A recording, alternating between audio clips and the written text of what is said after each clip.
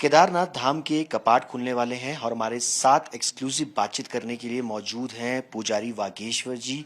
मैं आपसे जानना चाहूँगा, आज तक पे आपका बहुत बहुत स्वागत है। कल कपाट खुलने जा रहे हैं, क्या कुछ तैयारियां हैं और क्या महत्व है बाबा केदारनाथ का? मेरा नाम है वागेश प्रधान पुजारी श्री केदारनाथ। बाबा भोलेनाथ जी का जो चली विग्रह उत्सव मूर्ति आज शाम को अपना धाम पहुंच गया है। कल सुबह प्रातःकाल 7 बजे जो मुहूर्त का अनुसार वेद घोष से अनुसार और जगतगुरु रावल जी का अस्तक द्वारा कल सुबह प्रातःकाल 7 बजे सब भक्तों के लिए, श्रद्धालुओं के लिए ये भगवान भोलेनाथ जी का कपाट खुल जाएगा। इसके लिए ये महत्व है।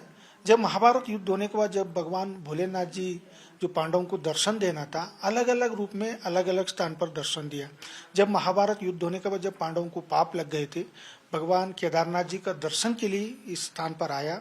कई साल तक तपस्या करने के बाद भगवान भोलेनाथ ने पशु का रूप लेके अलग अलग स्थान पर अलग अलग रूप से दर्शन दिया। केदारनाथ में पृष्ठभाग जो बैक साइड केदारनाथ में है, मध्य महेश्वर द्वितीय केदार मध्य महेश्वर में नाभि और हृदय, तुंगनाथ में बाहु है, रुद्रनाथ में मुख और नेत्र, कल्पनाथ में जटा। ऐसी अलग अलग स्थान पर अलग अलग रूप से दर्शन दिया। यही पंच केदार बना हुआ है। ये 12 ज्योतिर्लिंग में 11वां ज्योतिर्लिंग है। बाबा केदारनाथ साक्षात हिमालय में विराजमान है। इस शिखर पर आके भगवान भोलेनाथ जी का दर्शन करते हैं, उनका जीवन पावन हो जाता है, सारा कष्ट दूर हो जाता है। ये महामृत्युंजय का स्थान है। ये मतलब जो भी अनजाने से गलती से की और पाप से मुक्त होकर उनको मोक्ष प्राप्त होता है।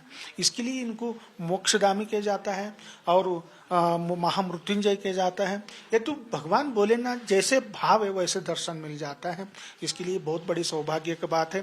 कल सुबह प्रातःकाल सब भक्तों के लिए, देशवासियों के लिए बहुत सुख और शांति के लिए भगवान भोलेनाथ जी का कपाट मतलब मंत्रोच्चारण के साथ पूजा विधि विधान से, ये परंपरा अनुसार जो केदारनाथ का रावल जगतगुरु होता है उन्हीं का अस्तक द्वारा कल सुबह प्रातःकाल भगवान केदारनाथ जी का कपाट खुल जाएगा।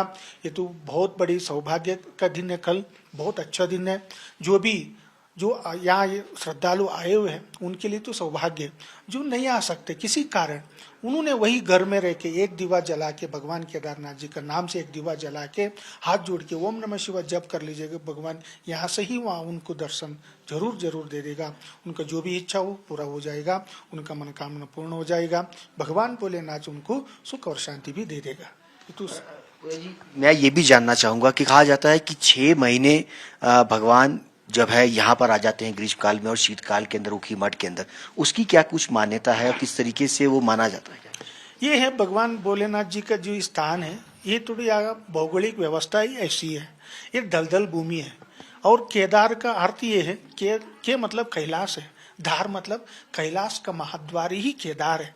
इसके लिए जो केदार के लिए जो महाद्वार को आना है तो कष्ट तो लेना ही पड़ता है।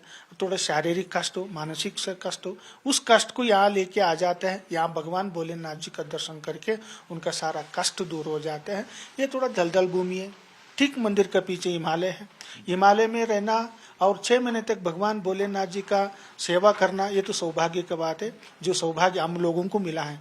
दक्षिण भारत का वीरशैव लिंगायत जो जंगम लोग हैं, ये 3500 साल से ये परंपरा चली आ रहे हैं, अभी भी अक्षुण चल रहा है। ये तो सौभाग्य की बात है, हम लोगों को ये सेवा मिल रहा है। क्योंकि यहाँ थोड़ा प्राणवायु कम हो जाता है। उसी के अनुसार उन्होंने क्या, जब पूरा बर्फ से भगवान भोलेनाथ जी का मंदिर ढक जाता है तब यहाँ आदमी और नरमाना नहीं रह सकता है। इसके लिए इन्होंने एक परंपरा बना रखा है। मतलब शीतकालीन पूजा नीचे उखीमठ ओमकारेश्वर मंदिर में, ग्रीष्मकालीन पूजा इसी मतलब हिमालय में भगवान केदारनाथ जी का पूजा संपूर्ण होता है। ये नर और नारायण का ही विधान है। जब भगवान कपाट खुल जाते भगवान केदारनाथ जी का और मानव से पूजा होता है। जब कपाट बंद हो जाते हैं भगवान भोलेनाथ जी का जो गण होता है, नंदी, भृंगी, स्कंद, वीरभद्र और ये भैरव, ये अपना सेवा अलग अलग रूप से तरीके से सेवा करता है। एक चीज ये भी कहा जाती है कि जब कपाट जब बंद होते हैं उस दौरान एक दिया जो है वो जलता हुआ छोड़ा जाता है और जब कपाट खोले जाते हैं वो दीवा तब तक चलता रहता है। 6 महीने तक उस दिए, ये क्या कुछ उसकी मान्यता है और क्या अद्भुत चमत्कार है? यही तो हमारा सनातन धर्म का परंपरा है। ये सनातन धर्म का शक्ति है। जब कपाट बंद हो जाता है, हम जब कपाट दिवाली का दूसरा दिन जब बर्थडे होता है, उसी दिन हम लोग कपाट बंद कर लेते हैं। भगवान भोलेनाथ जी को भस्म से पूरा योगा निद्रा अवस्थित समाधि ले लेते हैं। उसके बाद एक अखंड ज्योति पूजा करने का, एक अखंड ज्योति जलाने का एक पूजा होता है। जब अखंड ज्योति जला के जब कपाट पूर्ण संपूर्ण से बंद हो जाता है, उसका बाद जब कपाट खुलता है वो धीरे धीरे जले रहता है। यही तो अखंड ज्योति का दर्शन है। कल सुबह यही तो अखंड ज्योति का दर्शन करना है। उसके बाद भगवान भोलेनाथ जी को मतलब समाधि से जागरावस्था को लेके आना है। कल सुबह आप जाके देख लीजिएगा, अभी ऐसी लगता है आपको अभी किसी ने अभी पूजा करके गए होंगे, इतना सुगंध अंदर आता है। तो भगवान भोलेनाथ जी का माया है, ये हमारा सनातन धर्म का एक परंपरा है, एक नियम है, एक शक्ति है। यही तो है भगवान भोलेनाथ जी का शक्ति है। आप खुद देख सकते हैं, कल सुबह आप मंदिर के अंदर जाके आपको जला हुआ दिया मिलेगा, आपको जो अखंड ज्योति मिलेगा। उसके बाद भगवान भोलेनाथ जी का जो समाधि स्थिति का जो पूजा है, आपको दिव्य दर्शन है कल। बहुत बहुत शुक्रिया आपसे बातचीत करने के लिए।